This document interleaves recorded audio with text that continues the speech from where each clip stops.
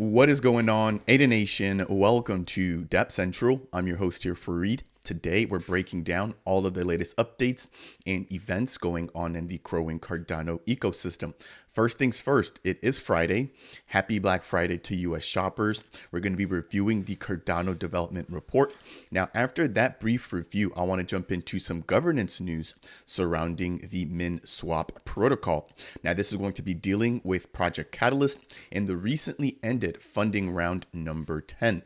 Following that, we've got some additional governance news from the Indigo protocol, and this is going to be related to their recent depeg of the iUSD asset, which is pegged to the dollar, and the fact that they want to increase the collateral ratio when opening up a brand new CDP. Now, there's also a opportunity that has officially closed down, which was the ability to claim your Axo token from their ISPO, and I do want to quickly highlight that as well. Towards the second half of today's video, I do want to jump into the Butane protocol. This team is going to be bringing another synthetics platform rivaling Indigo, and they're now getting ready for their testnet. They've also undergone a rebrand, which I want to highlight as a part of today's video. Now, last but not least, I do want to touch on the Lace wallet, which is going to be the wallet developed by IOG. If you guys missed the big news, they did adopt the Nami wallet into their particular ecosystem. But as a part of today's video, I want to highlight all of the latest updates when it comes to the latest release for Lace, which is dubbed Release 1.7. As always, if it's your first time stopping by Dapp Central, my goal here is to provide you guys in the Cardano community with the latest news and updates going on the network. If you'd like to support my mission and my efforts here, consider delegating to the official Dapp Central stake pool, which is stake pool ticker DAPP. Now, right now, there's an additional bonus on top of just delegating and earning your ADA rewards. I am a partner pool for the Matera ISPO. If you guys want to earn the Matera governance token, then feel free to go ahead and delegate to the stake pool. The ISPO will be kicking off on epoch number 451 and going on until early of next year. First things first, let's jump into the weekly development report, and I'll try to keep this portion brief. So as it stands right now, we've got 149 projects, 1,300 builders, 9 million native tokens, and we're now nearing 11,000 Plutus scripts. Looking on the left-hand side there in terms of SIP number 1694, which we've just seen the first on-chain ballot coming online, we should be able to begin voting, I believe, on December 1st. We're now going to be getting an initial security analysis, which has officially been published. So I assume this is being done on the behalf of the CF or IOG, or potentially the Intersect MBO, which if you guys have not already signed up for, I recommend you guys go ahead and do so in order to stay updated with respect to governance on Cardano. Right below that, we've got Lace 1.7.1, which has been optimized and updated. Again, I'll keep it brief for now. We'll jump into all the specifics in the later portion of today's video. Now, we also have some updates when it comes to Hydra, in which we can see that they've simplified the actual Hydra head protocol by using inline datums. Again, pivoting back over to governance, there's the Cardano ballot for SIP number 1694, and that is currently underway. Again, that's just a temperature check. And so if I'm not mistaken, the vote outcome will not actually be used to dictate anything just yet, but they want to see exactly how many people turn out. Now, we did hear from Charles Hoskinson as well as the Intersect MBO, basically stating not to worry, they will be adding hardware wallet support in the next voting round. So right now, I believe you can use Lace, Nami, and I think Yoroi as well. And there may be a couple others such as NuFi. But right now, there is no way to vote with a hardware wallet. I did release a fully dedicated video breaking down the entire voting process as well as the timeline. So please make sure to go ahead and check out that particular update. Now, in terms of Project Catalyst, the milestone module has officially been integrated. So as an aside here, they are aiming to just improve and upgrade Catalyst as we go along. We saw a pretty cool feature, which was the milestones come along in funding round number 10, which basically stated that for anybody who was funded as a part of Project Catalyst, that they had to report milestones on a monthly basis in order to continue receiving funding as their proposal moves along. So the fact that they now have some sort of module integrated, I think is a really positive step, making sure that, again, projects are delivering while continuing to earn rewards or earn ADA as a part of the amount that they proposed during the funding round. Now, last but not least, there's ongoing work on educational content surrounding Marlowe, which is a smart contract builder. Very simple, very user-friendly. It's like a Lego style drag and drop builder for anybody looking to build smart contracts on Cardano. That will take us through the first set of updates there when it comes to the weekly development report. Now, the next thing I want to jump into is going to be an update surrounding Minswap. For those of you guys who don't know, Minswap is a AMM style DEX building on Cardano. I believe they're the leader in terms of market share in TVL when it comes to that particular category or the DEX category. Now, this team announced that they'll be bringing out Minswap v2 during the recent Cardano summit, which took place in Dubai, with a Minswap Pro feature coming along as well. Now, this team is known for building, so I have no doubts in my mind that they'll be able to deliver on all fronts when it comes to Minswap v2. That aside, they did win some catalyst funding for their Minswap LBE, as well as their stable swaps, which they'll be building utilizing Aiken, however you want to pronounce that, which should hopefully simplify and speed up the development process. So this team is continuing to be at the bleeding edge of the DEX space in terms of innovations. And what I actually want to touch on is going to be another cool module that this team has built out themselves, which is going to be their governance portal. So what I'm going to be touching on here is the fact that as a part of funding round number 10, we saw the Minswap community ask their own Min token holders if they wanted to have their votes be counted, or to have their ADA, be utilized for voting in the Project Catalyst round. So there was a unanimous vote that took place, and the LP ADA was voted to be utilized for voting on funding round number 10. Now, what they did is, because this is a gigantic pool of ADA, they had all of the Min token holders vote from a list of all the projects that they wanted to support. And if they did, they're now going to be potentially rewarded for their voting efforts. So this latest governance proposal is basically to redistribute all of the voting rewards, all of the voting ADA that was given to the Minswap team by voting during Project Catalyst. If you guys are not aware, not only is there an incentive for people to launch their own proposals, again, because they're getting funding from the Cardano treasury, but there's also incentive for people to participate by voting, in the sense that they're actually getting rewarded with ADA by voting for projects that they either approve of or projects that they downvote, which downvoting has actually been removed as a part of funding round number 11.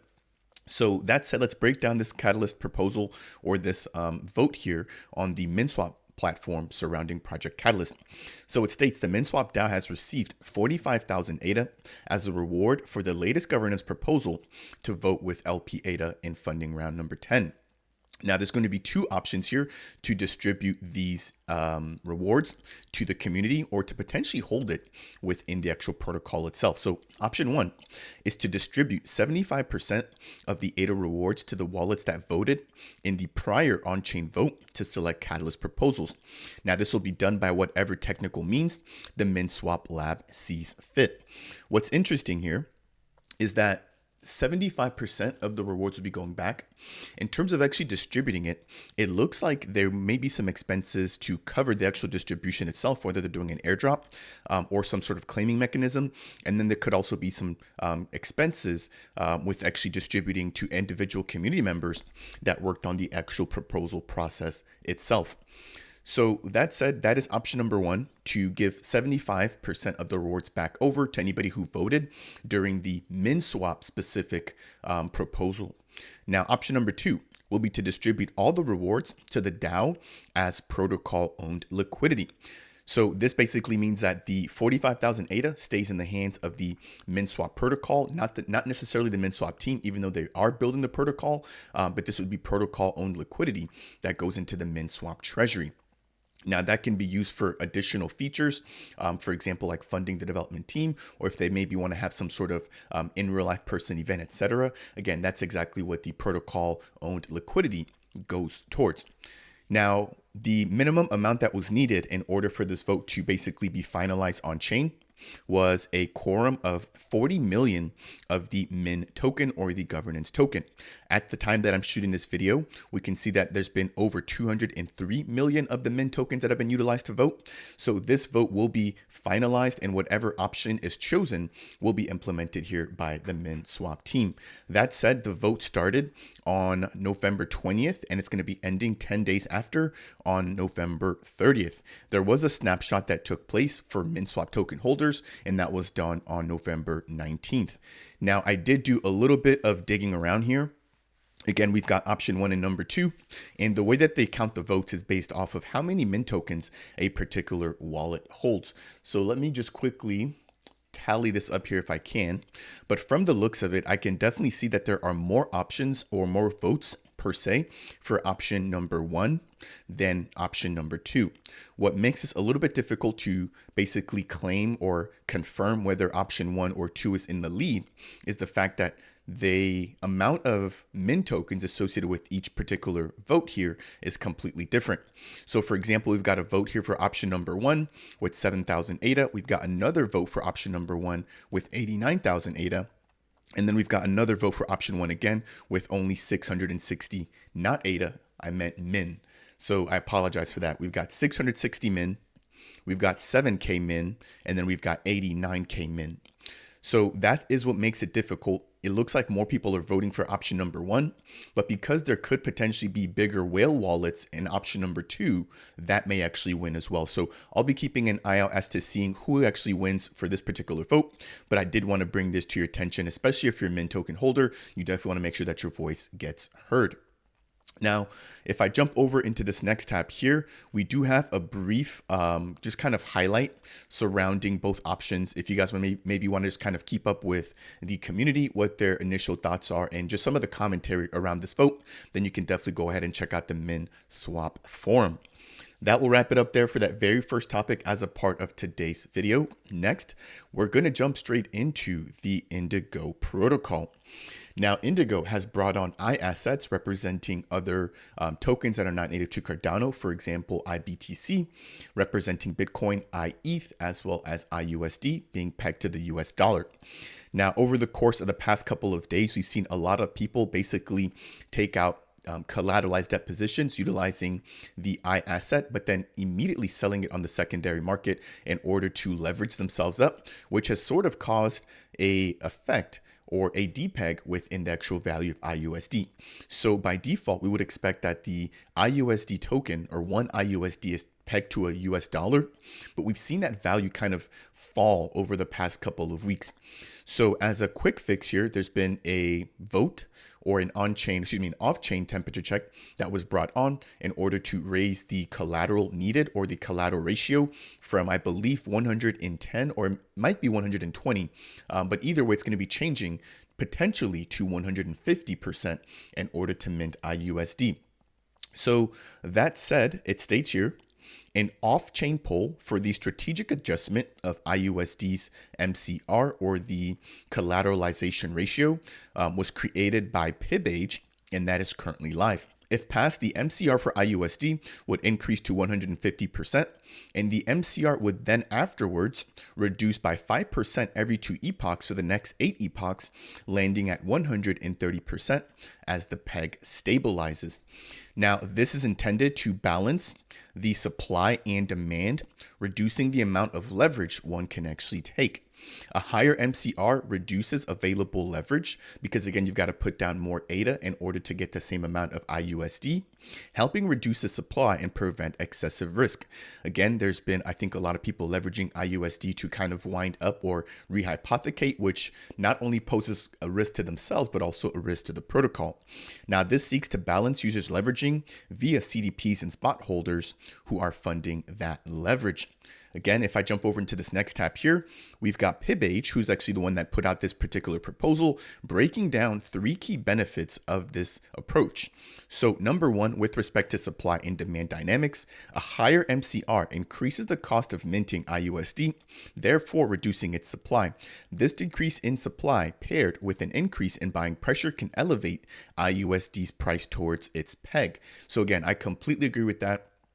It is essential that pegged assets behave and stick to their peg. Otherwise, it doesn't make sense, right? So the fact that they're taking this approach, while it may not necessarily be ideal for anybody who has a position under that collateralization ratio, they'll have to add additional ADA, but it's for the greater safety of the community and reducing the risk of the actual protocol itself.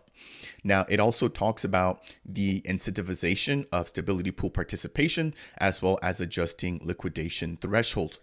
Now, this has led to a completely different conversation, and we can see that the vote actually did make it past the off-chain or the temp check. It was brought on-chain, and I believe that the voting will be ending in 2 separate days or in 2 upcoming days. That said, we can see that the vote for yes there on the left-hand side is at 1.3 million, with voting for no at a measly 421,000. So almost a 3x there in terms of people voting for yes, which I think, again, shows the fact that they're willing to take the risk off of the table in order to preserve the peg as well as preserve the Indigo protocol. Now, many people were basically complaining, though, however, that the amount of time between when the actual vote would be confirmed and when the collateralized debt positions had to be updated was a little bit too tight. Therefore, we could have potentially seen a huge cascading wave of liquidations due to the fact that people may just not be aware of this ongoing vote or just keeping an eye closely on their CDPs. So it reads here from the Indigo team, this was actually posted about 30 minutes ago.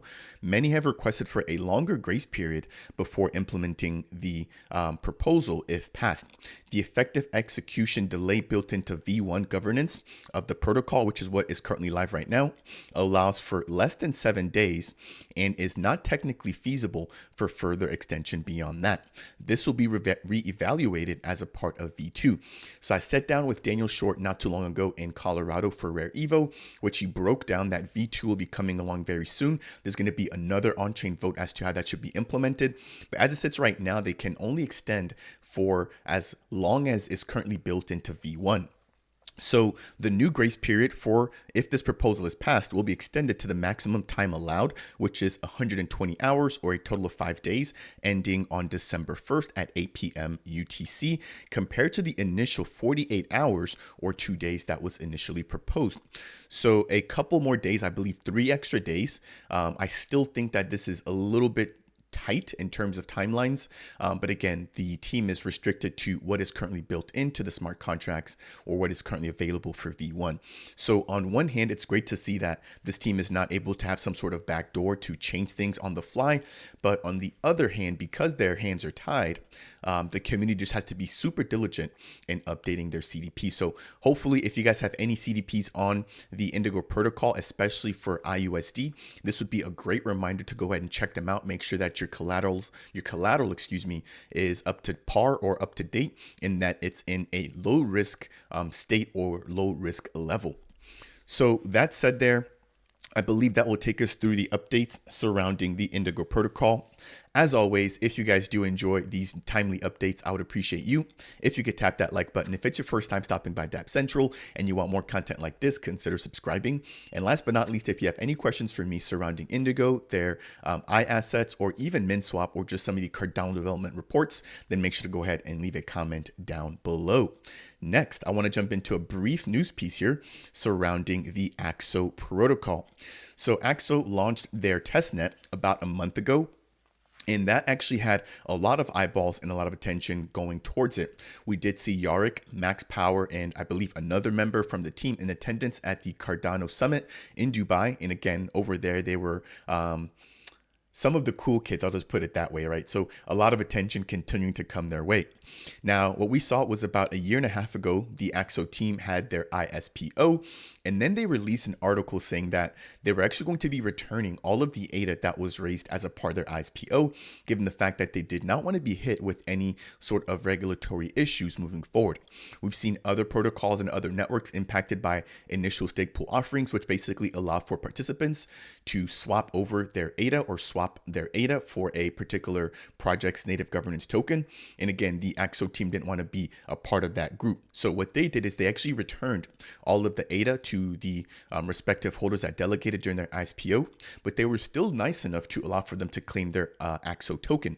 Now, the one caveat there was that you did have to KYC, which that actually kind of drew a big split between the community. Some people were okay with the KYC and some people were not. To be completely fair here, you do not have to KYC in order to utilize the platform once it is live on the mainnet. It was only KYCing in order to claim the ISPO rewards if you wanted to. But again, keep in mind, you still got your ADA rewards back. So this was basically a bonus for anybody who wanted to KYC, but you by no means lost out or had to go ahead and actually KYC.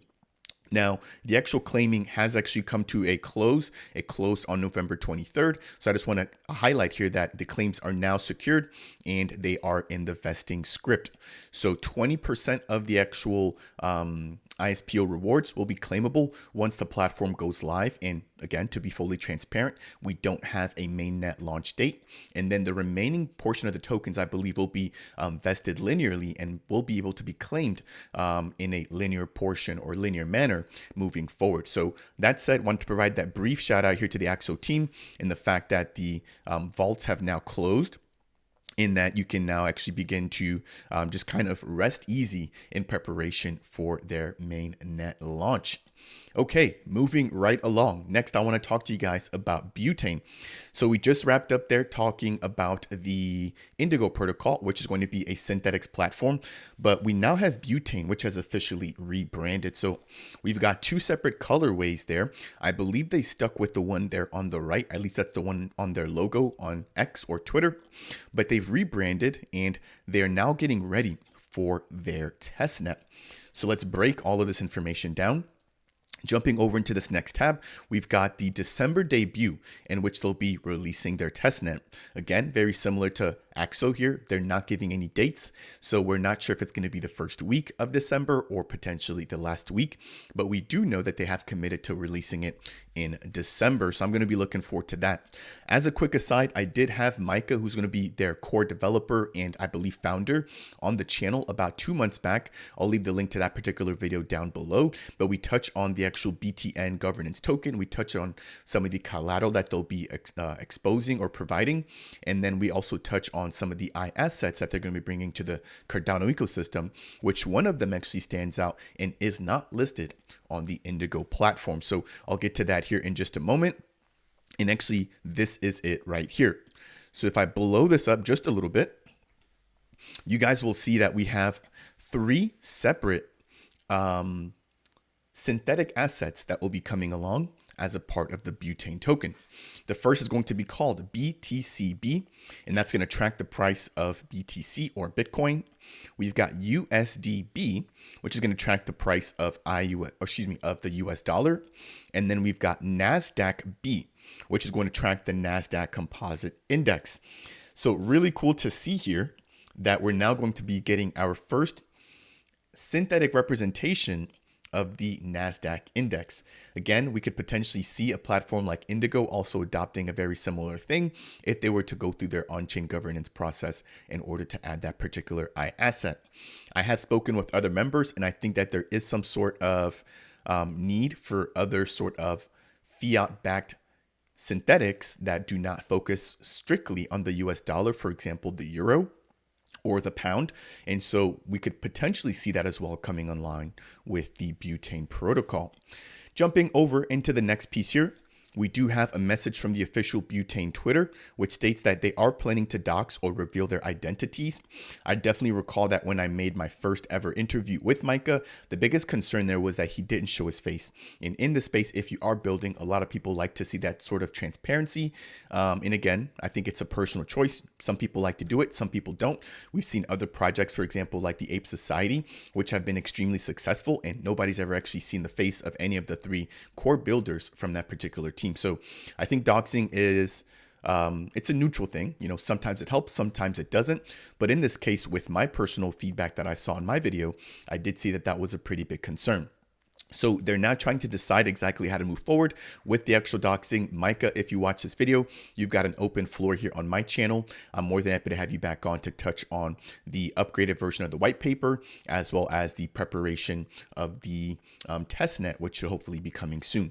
Now, we did also get some news about their LBE. I'm not sure if that has just kind of been tabled to the side right now, because again, a lot of people were hesitant to invest in a particular token without seeing a product. And so the fact that this team is listening, I think also speaks volume for them as well.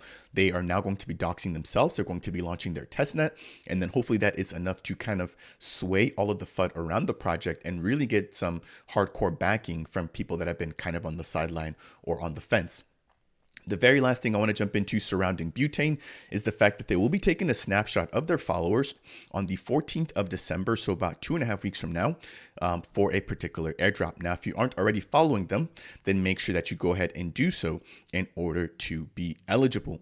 What's crazy is that their Twitter blew up from 3,000 followers all the way to 11,000 followers after this particular tweet. So any engagement farmers out there, take notes here. This is doing really, really well. That will take me through the updates there surrounding the Butane protocol. Let's jump into the last news bit here, which is going to be touching on the Lace wallet. Lace is developed by IOG. And again, I've mentioned this before, but they've now also overtaken IOG, has now overtaken the Nami wallet, which was developed by Alessandro. And so now they're going to be managing two separate wallets. Now, what we have here is the release of Lace version 1.7. Jumping over into the official blog website, let me zoom in just a little bit for you guys. I want to touch on a couple updates here. So the first update is surrounding the portfolio actually being stored on chain, and this is going to be for staking. So usually when you stake or delegate to a stake pool or multiple stake pools, which the Lace wallet can now do, whenever you uninstall a particular extension and then reinstall it and then sign back into your wallet, you have to sometimes set that information back up. What the Lace team has now done is actually stored all of your portfolio information on chain, to where even if you go ahead and reinstall the application on a completely different computer, or you just uninstall and reinstall at a later date, you don't have to go back and reset that initial staking or delegation portfolio. So pretty cool quality of life type of feature, again, making the user experience with Lace that much better. Now, they've also introduced this new tool to reduce drift, and I want to maybe pose the community a question here. So I'm not exactly familiar as to what drift is actually referring to here, given the fact that once you set a delegation ratio, that shouldn't change unless you personally change it yourself. So it states that with their brand new balancing feature, they're going to be alerting you, with a warning banner in the staking section if your portfolio is drifting too far off course. Now, this allows you to adjust your staking allocations to align with your portfolio preferences during transactions built with Lace. Again, I'm not sure how your stake allocation can drift without you actually changing it. Maybe they're speaking about the amount of rewards that you're potentially earning from a stake pool. But if you guys have any questions, or any clarity or clarification or just information surrounding what drifting is or drifting means here, I would definitely appreciate it. So I'll be the first to tell you guys here, I don't know everything about this space. I'm still learning in some areas, as you guys can see there. So I definitely do appreciate it when you guys are able to leave some of those comments down below. Now, last but not least, we've got a really cool update that I have definitely been waiting on, and this is the ability to get better insights on pools retiring. So as you guys know, we get hundreds of pools spinning up every month. We also get hundreds of pools closing down. And so whenever a pool closes down, we want to make sure to move our stake off of that pool and into an active pool in order to continue earning yield on our ADA. So as a part of this new upgrade, they are now going to be allowing for alerts for retiring pools, as well as pools that are oversaturated, which basically then begin to have diminishing returns. So enhanced banners will make sure that you don't miss anything for your multi-delegation scenarios. Again, they've upgraded this feature to allow for you to delegate multiple pools up to 10 at once. And so given that you can now participate with 10 separate SPOs, you definitely want to be much more aware as to what stage each one of those are. If any of them are going offline, if any of them have become saturated, this particular tool or this particular update will allow for you to be in the know. That'll wrap it up here for today's video, breaking down all of the latest news and updates going on in Cardano. If you made it this far, I want to say thank you so much for just your time and attention. If you did find anything to be helpful, or if you just learned anything along the way, I would appreciate you if you could hit that thumbs up. Not only does it help to get this content out to other members within the growing Cardano community, it also lets the YouTube algorithm know that I'm doing a great job. If you guys appreciate content like this and you want more of it, consider subscribing to Dapp Central. And last but not least, if you have any questions or comments surrounding any other protocols that we touched on as a part of today's video, then make sure to go ahead and leave a comment down below. That said, and as always, I will see you guys in the next video.